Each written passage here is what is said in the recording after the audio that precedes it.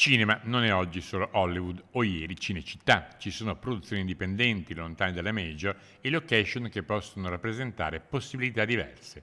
Belluno si candida ad essere una di queste, anche offrendo capacità professionali non strettamente legate alla celluloide in sé per sé.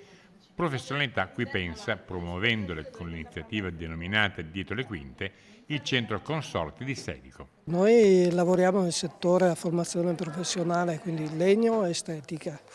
Sono due settori paralleli che possono essere utilizzati anche nel cinema, anzi per poter fare il cinema ci sono i servizi ovviamente che sono obbligatori, quindi se vogliamo fare il cinema o portare qui troupe chiaramente servono anche addetti e servizi collegati. Certo, le produzioni devono essere attratte e questo molto dipende anche dalla Film Commission della Regione Veneto, non dimenticando che recentemente nel Bellunese ha fatto tappa in Cansiglio un colossal come The Dog Star, ancora da uscire nelle sale, di un regista di fama mondiale qual è Ridley Scott. Il grande cinema adesso si sta dividendo tra Inghilterra e sappiamo l'America, grande crisi anche là.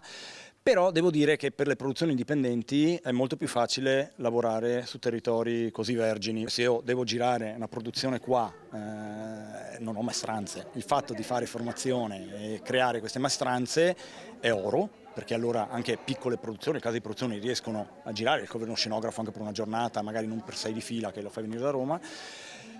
Ora il problema sarà poi il lavoro che deve fare Film Commission, il Veneto, un po' tutti assieme e portare le produzioni. Il fatto che sul Cansiglio sia venuto un regista del calibro di Ridley Scott per Dog Star può essere un incentivo a far scoprire panorami, località venete bellunesi anche ad altri? Allora, sì e no. Sì, perché dopo chi lavora nella